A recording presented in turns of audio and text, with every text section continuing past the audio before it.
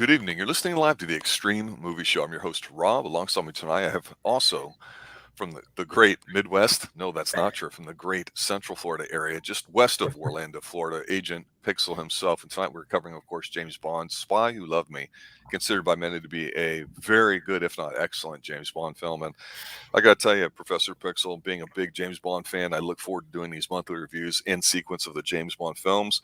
We just got done doing a very good one that had some really ups and downs, and The Man with the Golden Gun, Christopher Lee being a plus, with the way women have been treated for the most part in Bond films leaves a little something to be desired. I think that's a strong suit for some. We like a strong co-star or supporting person, and we finally get that, because I tell you, there's a lot to like about The Spy Who Loved Me, and there's a lot to kind of argue about whether or not we think it's good. But overall, this is a very entertaining film. It's one of the better ones from Bond so far, at least the Roger Moore version. And like the other Bond films for me, my only downside to it is there's some cartoonishness, a bit of reliance on gadgets, and a big dumb shootout at the end, which I don't care for. But the music, the set pieces, the first hour and a half, the first two acts are tremendous, extremely entertaining. You can get lost in it very, very much so. I can't wait to get going and talking about some of these scenes in particular. Now, for you, backstage, I asked you if this is your first watch ever, or how many times you had seen it, and you said this is your very first watch. So you tell me, being the early 20-something, what was your initial impression? Well, when I heard which one it is, the title is kind of hokey. It's a little hokey, but with when I actually sat down and started watching it, it's definitely different. I think right from the start, it's got, because Bond, he is usually our just main character. Everybody else is a side character. The Bond girls, especially, are just there to be sitting there and look pretty. And sometimes they'll sit on a button and blow everything up. But we don't have that here, because one of the first things we see after the crime is committed is another agent, Triple X, which, I wonder what that means. But yes, we go ahead and see her first, and she's with her lover. Her lover's got to go run off somewhere to Austria, where we get to see James Bond. But with this opening gambit, it's straight into some action. It's actually one of the few that comes to mind that actually has James Bond in it, and not some decoy Bond or somebody else leading up to Bond. And just... I don't know what it is with the ski fights, though. What is their obsession? What is their obsession with them, though? This is what, the fourth fight? Because it's skiing. So skiing is a sport that's reserved for the ultra rich, and so therefore you're on sacred ground. And one of the Playboy type fantasy elements of James Bond, which I do like, is, and we'll talk about that in other scenes too, because it's a legitimate point. I joked in the description about skiing and other Bond themes, but it's rare that you get a chance to visit all these strange places around the world as you're not a big globetrotter. It's a little easier now, and a lot of people have, and with the internet and photos and videos, you can almost feel like you're there. It wasn't the same 50 years ago. Flying by plane way back then was so much sexier, nicer, and just wonderful compared to how it is today.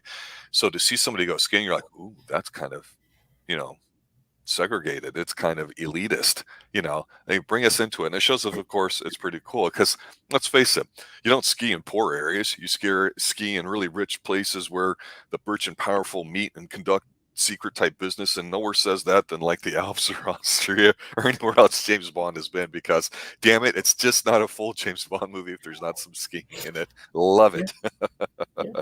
And I actually did go ahead and make some notes about very quick notes about the what's it called, the title, I suppose, the title theme. Well, there's a title theme song, and then there's the opening gambit. So let's start with the opening gambit, because that's before the title. What did you think of that?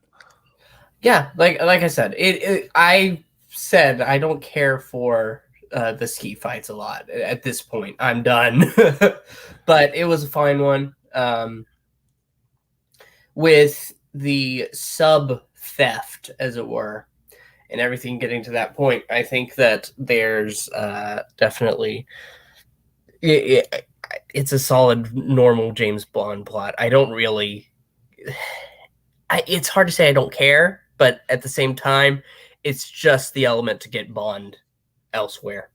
Though I do have to say, did you love his message watch that had a little paper that just printed That out? was so tacky. Oh my God. That was like the handheld ways we would have to make little labels and stuff back, 40, 50 Inflatable. years ago. Yeah. Yeah, you know nothing about that, those analog days. But that was a big deal at the time. Having a watch that was digital, yeah, that was big. And it would print. Oh my God. Yeah, that's just kind of hokey. But yeah. Yeah. And shooting a guy with a ski gun is definitely something interesting. But turns out that the man who dies, I didn't realize it on the first watch. I realized later that's actually Triple X's lover. So with that, we go ahead straight into a lot of colors. And there's a surprising amount of Roger Moore in this opening number. Like, usually it's just women. And I'm not complaining. But in this one, because of I suppose, the theme of him and the other agent, they go ahead and they have a lot of him in this one. And then between that, they have a woman just running around a gun. But it's the music is great, though. This is one of the better songs. Carly Simon, she's great. But we're so vain, we think it's about us. And with that, it's just once it ends, we go ahead into the actual movie, as it were.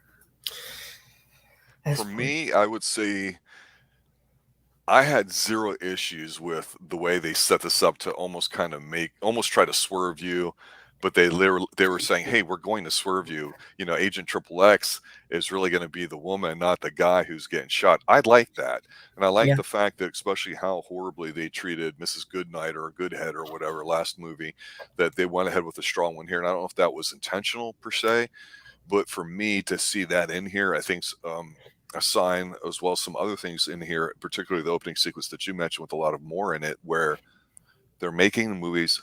The third movie in, you should know who your guy is and how to craft a movie around him.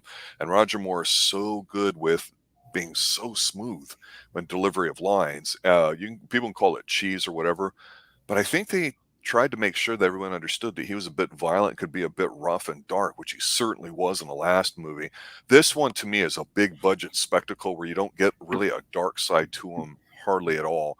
You get what is Roger Moore's strengths that get played into here, and nowhere is that more apparent than when you, like you say, you get Carly Simon, and you're like, wait a minute, this isn't a bombastic kind of in your face sort of James Bond. This is a romantic one, in a way, and I don't have a problem with it. It fits with the movie, and that's what it's supposed to be doing too. And what I have to say this, and this is so on point with a lot of Bond films, and as we continue through the entire series, we'll talk about how things have a tendency to change. But for now, I still love these big budget set pieces that they've got everywhere. I loved seeing Moneypenny, of course, in here now. She's really familiar for all of us.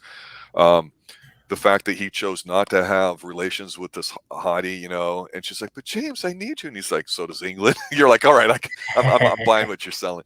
But then the skiing, it's like whatever. And of course, she's a double agent, so the skiing stuff is what it is. Some of it looks hokey, some of it looks good. I like the fluidity of the way a lot of these shots are done with skiing, and I know some of it's not great and all that, but I have to tell you, and you skipped over it, and that's fine.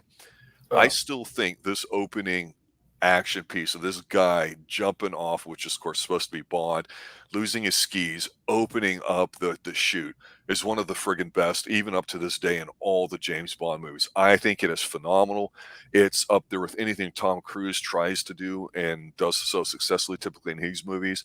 This is phenomenal. This is what action movies or sequences should be. It should be something insane, incredible, that you almost really can't believe is going to happen. But that's a real guy doing it.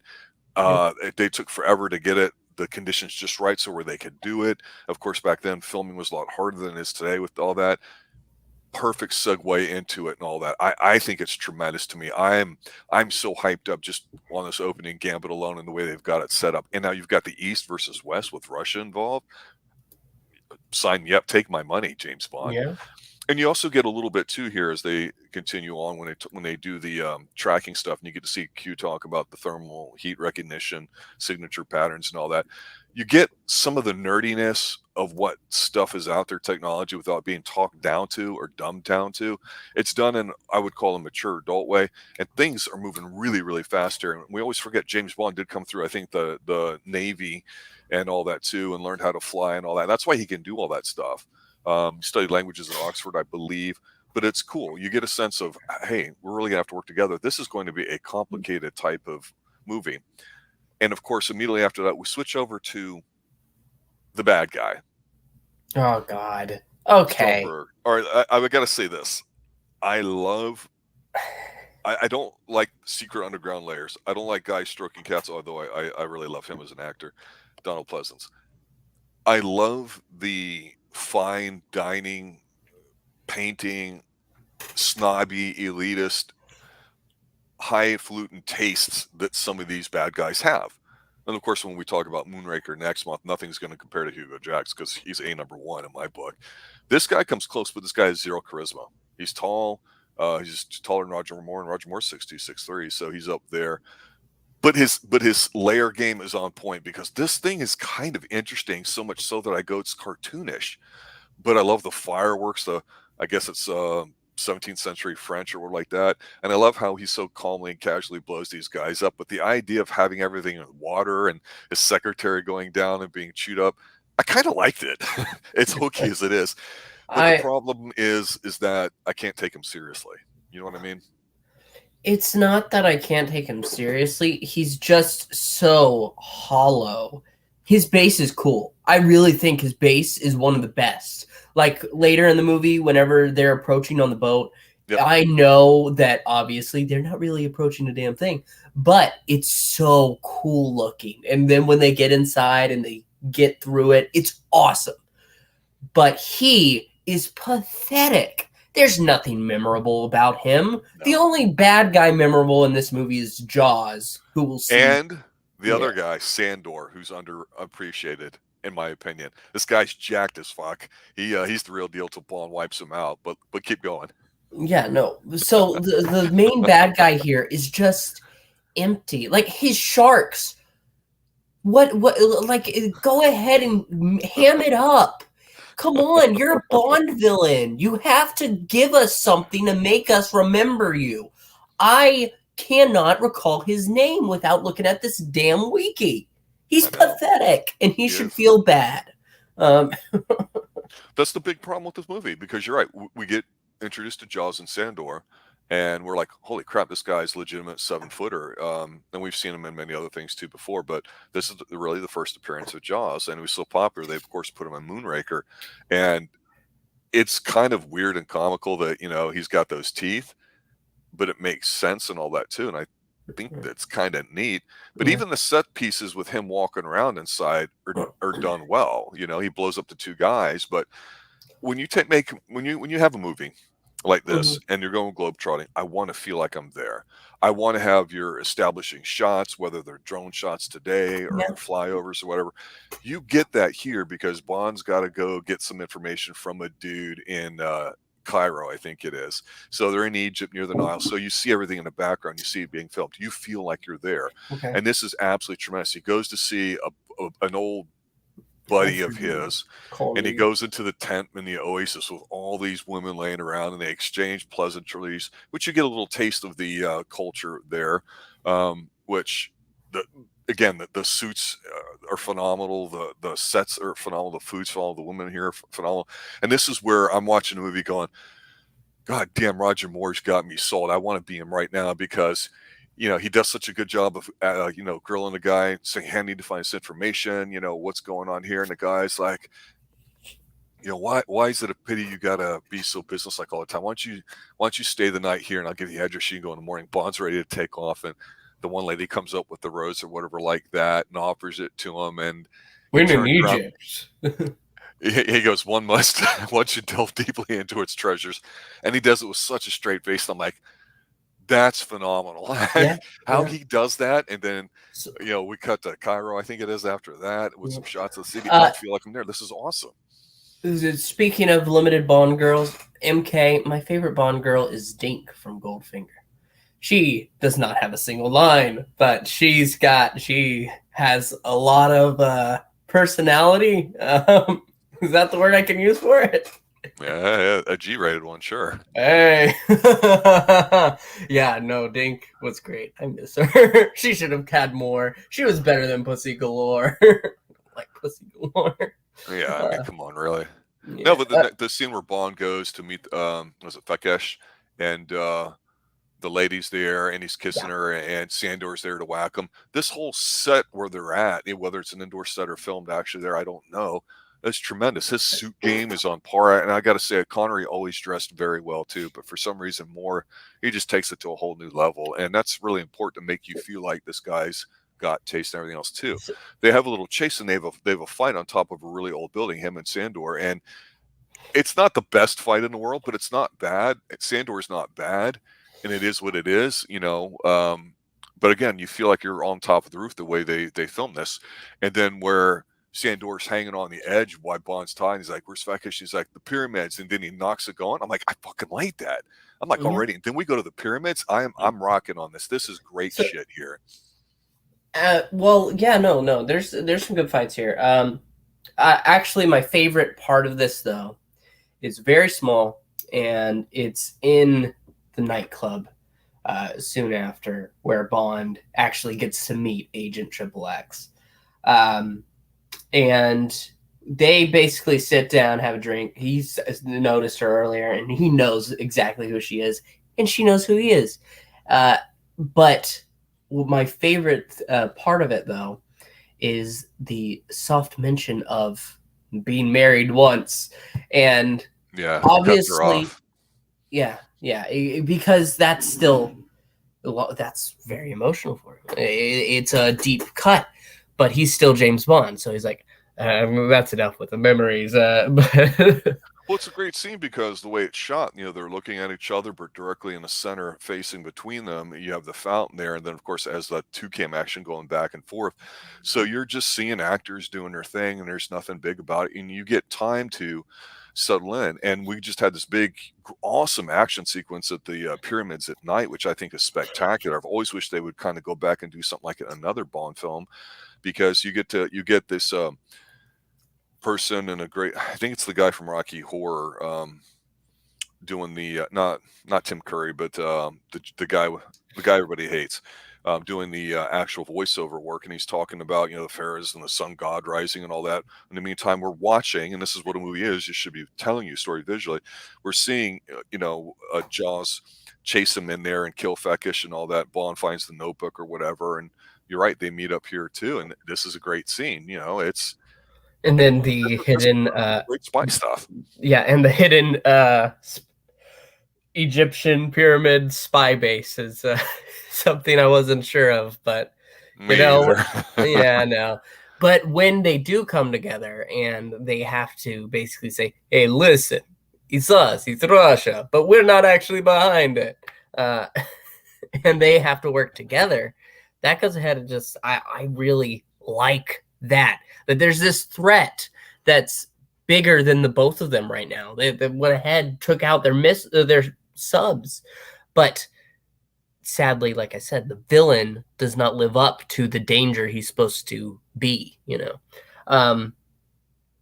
but with them being able to get on a train ride, come together, tell me, Rob, have you ever jumped from a James Bond movie before? Where you're sitting there and suddenly, I don't. Yeah, maybe from boredom, but no, not really. I don't think. So like the action sequences and like the opening of Casino Royale, James or Daniel Craig's first one, the whole stuff with the parkour at the beginning, all that was so freaking awesome. That was like intense to me, and something different, because here, right before they they're chasing Jaws, who's got the film. They stole away on this bus at night.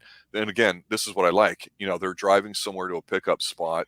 It's in the middle of the day now because they've gone through several hours in the evening. So they're wearing their casino clothes. She's got a very elegant dress on. She's very tastefully dressed too, and she's been very confident up to this point. Of course, he's got his tux on and all that. And so the fight they have at this place isn't all that great. But you're right. The underground base in there is not so good. But again, the one scene that kind of shows us there's some comedy stuff in here, which I don't know if I like. When how do I say this? I like her, and I understand there's some British humor in it to it, but the line that gets me every time that was still kind of goofy, and it's tough to do it. Jaws is chasing them at the place. He's throwing the boulders down. They jump into the car to go to steal it, and he's getting on her ass about driving. Women drivers grind them to find out what gear it is, and she's like, "Watch this." And Jaws is behind him, and she runs the car backwards, slams in the wall, and then she looks at him and goes, "Shaken, not stirred," and he rolls his eyes. That's the kind of stuff chemistry-wise that Moore can pull off, and with her in there, and that's different in this movie, and it like works, that, yeah. but it's goofy. So you're right when you talk about Stromberg being kind of a whatever. It's not. It just you don't feel he's not important. Right? He's not what makes this this movie good. Right. I mean, we're about an hour into this film. It's flying through. We get a little bit of Q talking about some stuff that's going on. I knew you were rolling your eyes. I could feel from well, it's not that far. But there's another good line in here that I want to point out on the train that is like what you said with her talking to Bond when they meet at the place for the drink, Fekish's place, where they're in trains. You got to have trains in a Bond movie. Trains are phenomenal. They're awesome. Skiing and trains. Right now, Bond's 2 for 2, right? Really. Trains, planes, automobiles. Stop it. They're sitting here, and we know that Bond's killed her man. We don't know that Bond doesn't realize that there's a relationship yet. Yeah. She has no idea at this point. But we know she's several weeks removed from this being told about the tragedy, and she's on the job or whatever. But they're sitting there, and he's got his and in the 70s, brown was a thing, and cocoa palette, all that stuff. Very hard to pull off. Again, Roger Moore can do it. You and I, no way. But he's really polite, and of course he's trying to flirt with her and seduce her about having a nightcap, and she's like no, and he's like it's strange, we're in the same business, but we can't really talk. Well, good night. And he doesn't let it bother him. Sean Connery playing Bond would have, kind of forced himself on the woman. And that's just a different way of doing it. So they all have their styles for this. But of course, this is where we get to see Jaws on the train. And it's not the greatest train fight, but it doesn't really matter. It's not it's shot well. It's done well. Yeah. When you see his hand on his chin holding him, it's phenomenal. It's creepy. So I did not expect Jaws to be there. And you jumped. So when the door opened, it was a jump scare. Just yep. I legitimately jumped in my seat. It was good. It was good shit. But then the fight's not all that great, but it doesn't matter. I love that Jaws just keeps living. Yeah. Gets run over, gets thrown out of a train. He's still just going. I think he might be the first hired help that survives at the end of this movie, because we see him swimming away. Yep. But he's just that kind of force. But then I'm going to. You talked about how they showed Egypt, and Egypt felt real, like we were going there. I do not feel that way with getting to Sardinia. You don't? No. I think it's better. Because we get a couple shots, yes. But as soon as they get in the car and they finish driving and they're meeting Naomi, who is also great, Dink level, but almost. But yeah, she's great. But after that, and we get on the boat, it just feels like the world doesn't matter. Like the location. It's transitioning here because they spend more time here. It was at Sardinia. The hotel they're at is phenomenal. The opening shots. Okay, we're somewhere new, Let's take a look at all this. Is phenomenal. They look like they're a young married couple, although he's certainly not young.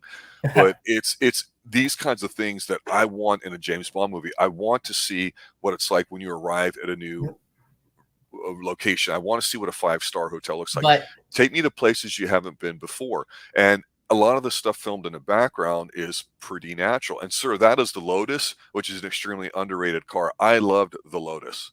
I just think it was kind of cool. I don't like it being a submarine. I get it. But you loved that Q didn't get a chance to explain it. well, when they walk out and they go to meet her, do you know who? So that she, how do I say this? Naomi is played by, is it Claudia Munro? Okay. I'm gonna surprise you here. She turned down a very famous role so she could be a Bond girl.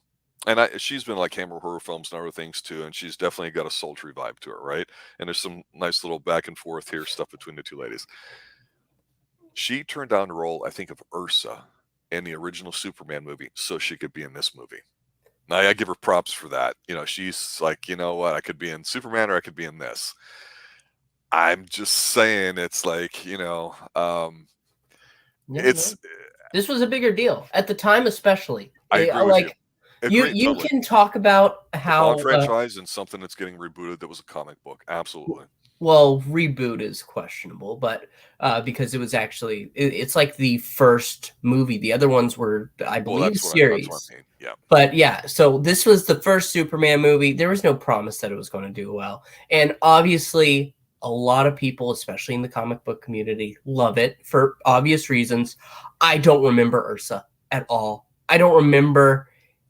I really, that's like my hot take. I don't like the Superman movie. It's okay, but as soon as he when he screams no because Lois dies and spins around the world, give me a fucking break. Oh, sorry.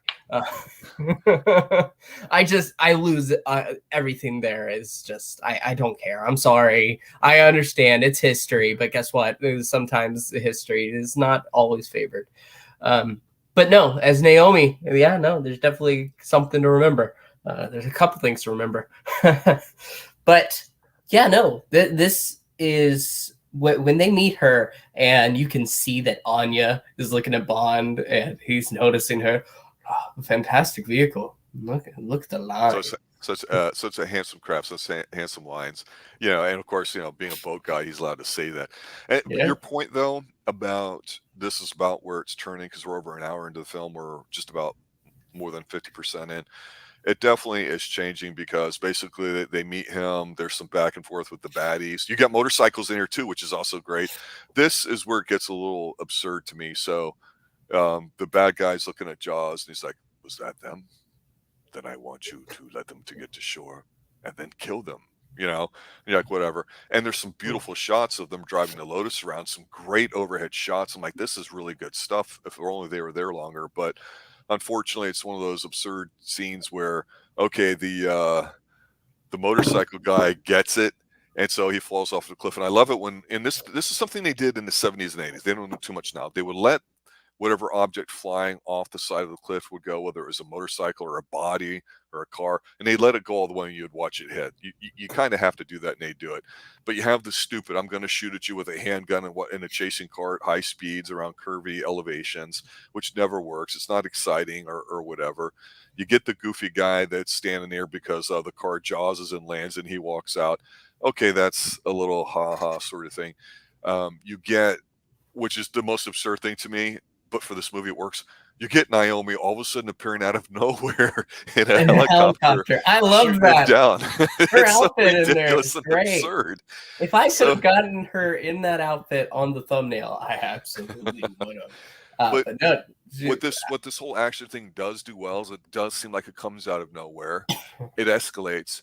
And then with a matter of a few seconds, he's underwater with the Lotus, which you didn't know what was going on. And I like how she winks at him and he kind of nods and all that. But when he gets underwater, he blows her up, which is stupid and silly. But within about 30 seconds, you go from blowing a helicopter up after a couple minutes chase to being undersea, which It's gorgeous. It's beautiful. You get some nice music playing, and things immediately slow down. So these transitions that Bond movies can have do work well, because all of a sudden there's a little bit more action. They're checking out the laboratory and all that to see whether or not it's, on the up and up. They're suspecting it's not because of the model. But then you get, and I'm pointing this out because this is something that bugs some people. Nobody liked the slide whistle in The Man with the Golden Gun during the great stunt where the guy flipped over, which is also a real stunt. The car's leaking, they pull up to shore, and those are real people. You get the one guy looking at his bottle of wine, you get the dog running off. That's a little goofy and stupid, but it works to kind of finish up I where liked it. we're at. To me, I love this whole sequence. In the Dog running off. in the Muppets, they have a gag called Travel by Map. Yep. And they have to travel to a European country, so they have to go over water. And whenever they get back to them, they're coming up out of the water in the car. It's great. It's stupid, but it's great. I love it. I'll mention this next scene, and then I'll shut up for a minute, let you take control, because I think this next scene is very good and very powerful too. I know you mentioned before about how you don't feel like you're there. I feel like we're in this hotel because this set design is so gorgeous. You get the lady with the frilly thing around her neck on her dress that was given her that looks like she wants to do Bond. There's a knock at the door, and he opens it. And she goes, "Mr. Bond, I have a message for you." And he just looks at her, and he does it, and his timing is so good. He goes, "Well, I think you just delivered it." Right. And it's some information that he sits down and he talks with Triple X about it. She's got this really 70s cute kind of thing on that matches her. Again, cocoa colored, just like everything else is cocoa colored around. But the view that they've got, that's $1 million view in the background. It's awesome. It's organic, and it feels real, even though this movie's, 45 years old, 50 years old almost, where we lose a lot of that in today's Bond films over the past 10, 20 years. You don't get the sense of it. And she's such a natural beauty, these two having a conversation. This is what I thought was kind of cool, even though it's convenient. They're in this beautiful 5-star hotel room. They've got flowers everywhere. It's one long shot of them talking. She goes to light a cigarette, and he goes, as a gentleman, goes to light it for her. And she's like, "Oh, that's really nice." It's like, "Oh, I bought it when I was in Bungarten or whatever like that, Germany or Austria or whatever it is." And she's like, "Well, when was that?" And he's like, "Well, a couple of weeks ago." "Why?" And she goes, "Do you know this guy?" And he's like, "No." And you really believe him. And this is the revelation between the two, that this is the man that I loved. He was killed 3 weeks ago in it. And he's not putting up with that shit. He's not feeling sorry for her. He's like, "Hey, you don't always have time to screw around. You got to do what you got to do, and you got to understand that." And she doesn't like it. So now with them coming together, now it's like, now we've got this conflict put into it. That's what's up. I like this. This is good. So yes, I agree. Here's the thing, though, which I don't know how I would feel about it. Like I said, even at this point, I wasn't aware that the guy at the beginning that she was with was her lover. Like, I know they look the same, but I guess it just slipped my mind whenever he killed him. So I thought she was already screwing around with another guy while her lover got killed in Austria. Which honestly is a kind of a Bond move. That's kind of a Bond move. But well, here's the thing with Bond doesn't know that, and the thing too is the whole Russian intelligence knew exactly what her personal activities were, and that's creepy, right? And we've gone through the whole Prisoner, and we've talked about how the Village watches and knows everything you do and tries to, do all that, and that's been going on for a long time because knowledge is power that can abuse you and stuff like too. And I'll say this point, once we transition going to the sub, we've got about 30 minutes or so in. To me, the movie ends pretty much here because while they're beautiful set pieces and it's a good sub scene, I don't really care about it. The bad guy's non-existent. I don't really care about this shootout and everybody working together. It's nice. It works well. It's forgettable to me. Absolutely. So at this point, after this, everything is just a lead up to the scene after where she goes ahead and shoots the cork off the champagne because everything else doesn't matter. The bad guy sucks. And I blame the actor more than I do the writing. I think if you had somebody in there who could go ahead and make a good delivery of it, Stromberg would definitely be memorable. But this guy just is... He's limp. Yeah. And Jaws, who doesn't say a damn thing, is far more interesting Like when he gets thrown in the water and he has to fight off sharks and he just bites into one. That's Fan cool. freaking tastic. I love it. I love it. He's great. Just that alone, I'm gonna remember that. But Stromberg sucks. He deserved to get shot because he sucked that bad, not because he had nothing to live for. Like his mission, forgettable. Him, forgettable. All that matters in this movie is that Bond and Anya, they go ahead and they connect at the end.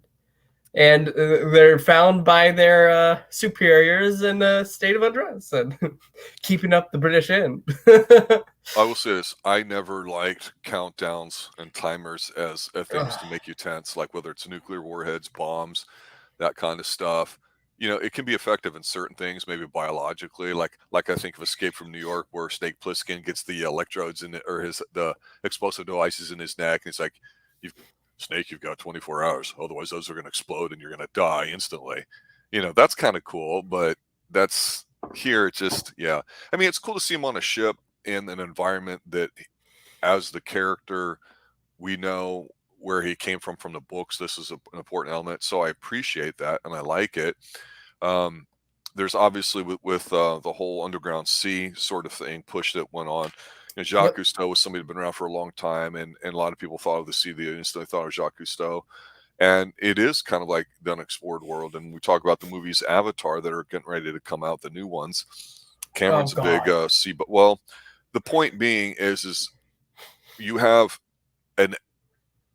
you've had in some form since roughly the 60s some sort of eco-political messaging, depending on which part of the world you're talking about here. And in the 50s and 60s after World War II, it was about the Earth can't support the population of human beings, you know, with resources. Therefore, population control's got to be a thing, and that was the hardcore science fiction at the time.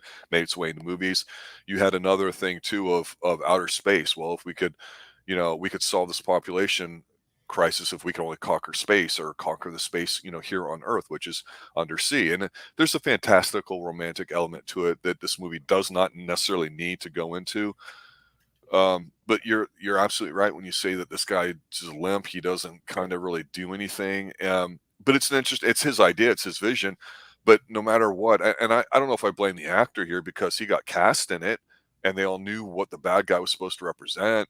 So to me, this movie's so great with the spy stuff and the chasing and the visiting and all the romantic playboy stuff that we want out of a spy movie.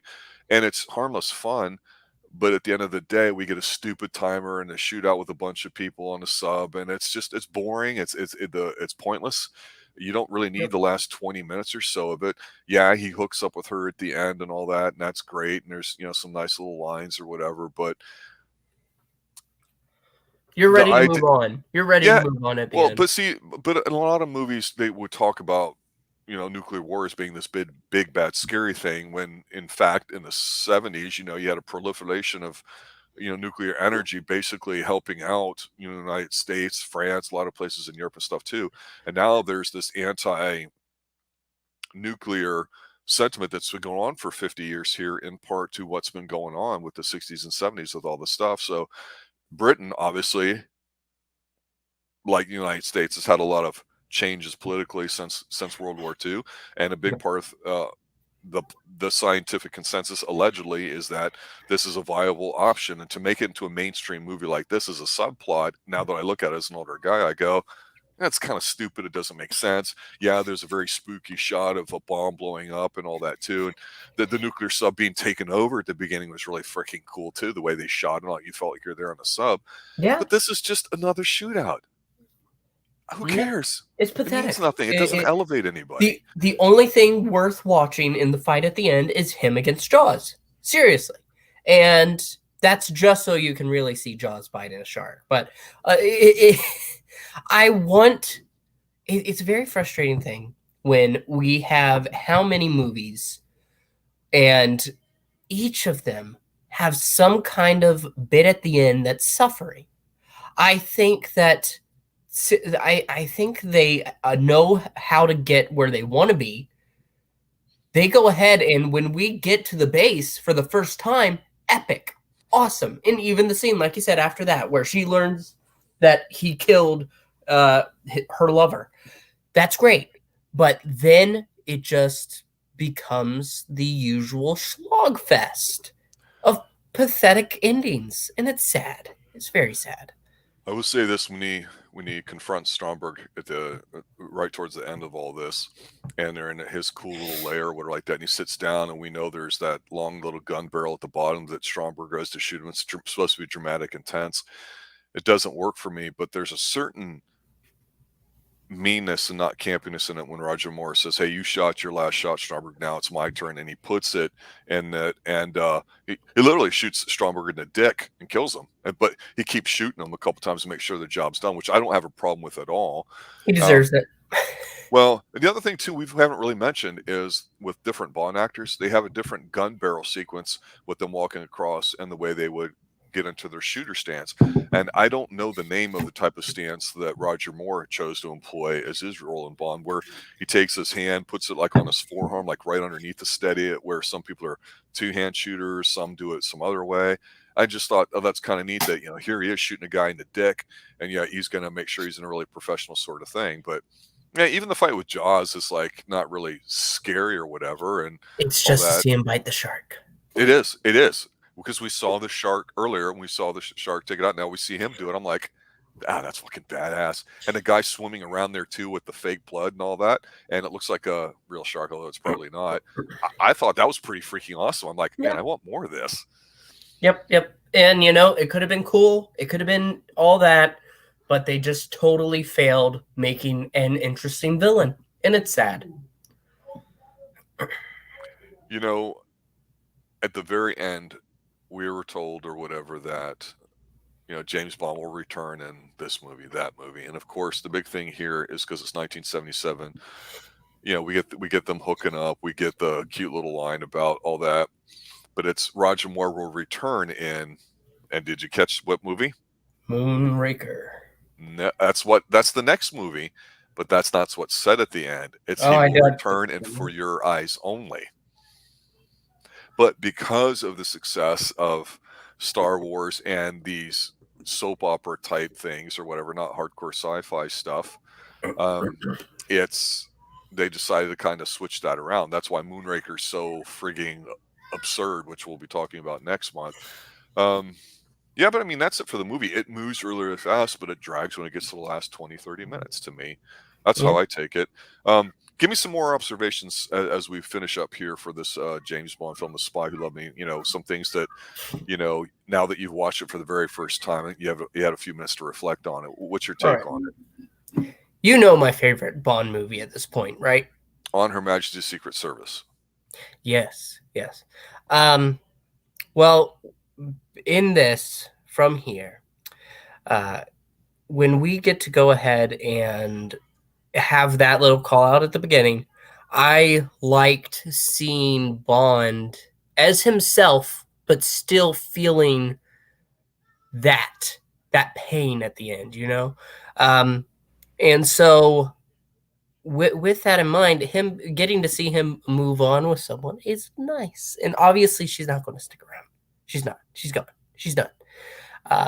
But I really appreciate that. Not that we need to talk about the love life of James Bond, because his love life is often very short. Once he's done, he chucks them. But I just love touching upon that. It's such an important part of Bond for me. So anytime that we get to deal with that, it does help me. Yeah, it's a theme of James Bond where you go, he bags a lot of chicks and always gets the hotties. And it's like, well, intentionally over the past, say, 5 to 10 films, they made it where he doesn't, or he can't, or he won't. And there's been this backlash allegedly about him being a woman hater, and I just don't see it that way. And let's face it, if you're a stud like Sean Connery or Roger Moore, who can charm your pants off, I mean, in that situation, yeah, women are going to yield to you and they're going to put up a fight a little bit, so to speak. But when you give them names like Pussy Galore or Mrs. Goodhead or whatever, no, I'm serious. You're that's the absurd part to it, making the characters like that, as opposed to you can still have some eye candy and be hot. And Yeah. with Thunderball, it's been a Uh, while since we've talked about that. We had Domino in it, who I think was the lover of the really old guy, but nobody mentions that, and how some people, even though that's a relationship that always has existed, nobody complains about it. So here, one of the things I didn't say, I'll say that, and I'll agree with you, is that it's a nice touch. It gives them a little bit of depth because they both lost somebody yeah. that was very important to them. And when they physically have relations the first time, and of course the second time, it's done in a sweet, romantic enough way. And yes, sex isn't about romance. I get that. I'm not trying to make a big deal out of it, but it's not like he said, he's like Sean Connery and like, bend over and I'm going to assume command. None of that stuff. He does it the way that works for him. He's charming, like I said, Yeah. and So, so he wins her approval over and all that too. He's not in a rush. He's not pissed off that she won't drop her panties in a heartbeat or like yep. that. He's good that way. He's very, very, very charming, and that's where Roger Moore's got, between that and his delivery, he's showing a side, not that Roger Moore couldn't, but it seems more appropriate for him. And that's what I meant about this film. It's really Yep. built around Roger's strengths as Bond. I also wanted to go ahead because you brought up Pussy Galore. I understand that at the end here she gets captured and that's big. Oh, we gotta go get her. Okay, but aside from that, she is finally a competent woman, a competent Bond girl. Because usually, most of the time, like on Her Majesty's Secret Service, yes, she's competent too, but it's in a different way. This is somebody who's almost equal to Bond in a way. That with Anya, she has her own presence and her own way of dealing with things. She and Bond are very similar in multiple ways, but I think that with this, it's very fitting for Bond. I'm just kind of sad that it doesn't mean anything. That like it means something for this movie, so it's good for this movie. But we're never going to see her again. There's no impact, and that's okay. But I don't know. It feels almost like a missed opportunity. At least kill her. Give us more drama. Well, I mean, the movie is, I mean, it's James Bond, and it's not about the other characters. And that's why, characters are supposed to come and do the role. And Jaws is popular enough where he would show up in another one. And I will say, it should be no surprise to hardcore Bond fanatics that we do see some recurring characters like Felix Leiter, and we see Maud Adams, who was in the last movie, show up again in another Bond film. So you see some things like that, but you don't want them to get bigger or take the shine off of Bond. You want them to elevate it and everything else too. So I thought this movie was done very well with the both of them in it. Large part to her, and I think they had a natural chemistry. I think working with somebody like Roger Moore can allow that to happen because of his charm and his delivery. He does have an elegance and a British gracefulness to him that's not stuffy or boring. That I think comes through a lot more, whereas I think Sean Connery is more of that just kind of, I'm an animal, but I'm just dressed up really, really, really well, kind of danger to him that Roger Moore just doesn't have. When you look at Roger Moore, he doesn't intimidate you, he doesn't scare you, but he uses his smarts and his charm, to get things done, and he has done some dark stuff and all that too. So everyone loves Sean Connery. I'm just saying Roger Moore's got his strengths too, and they're very apparent. Yeah. So overall, with this film, there's a lot of good in it. There's a lot of good. The bad really just centers around the bad guy, as it were. But everything else, it's solid. I wish this movie could have been cut down a little bit at the end. Other than that, though, solid. Spy Who Loved Me, definitely one of the tops. Yeah, I agree. And I guess to play devil's advocate, the only thing I would say is, well, how are you supposed to end something like this? What are you building up to? The grand finale, and a lot of times it's with guns and lots of bodies and a lot of stunt people just falling over for no reason. So I just think that's where movies had gotten to in the 70s, that you needed to have a spectacle at ending, otherwise it wouldn't work. And I disagree But that's just the way films are, especially Bond films to this point, and it's ridiculous. It's as forgettable as the volcano ninja fight scene, which I think's just trash. So we'll see if this continues in Moonraker. Here's a spoiler. Moonraker is Spy Who Loved Me times 100 on steroids, and I love it in a very painful sort of way, which we'll talk about next month. But yeah, Spy Who Loved Me, very solid film. Some great stuff in it too. It's considered one of Roger Moore's bests. We'll see once we get done with all the Roger films. We'll go through and we'll rank those and see what we think about them. And then, of course, at the end, probably in a year from now, we'll take all of them and go through the thing that makes James Bond movie discussion so much fun, and that's which one is the best. Where do they rank? Oh, is this one better than that? How does it go? Yeah, this one is very, very fun. I have to say that. All right, for Professor Pixel, for everybody involved here at the Xtreme Movie Show, I want to say thanks for watching, listening, everybody else. Have a good night, and as always, stay extreme.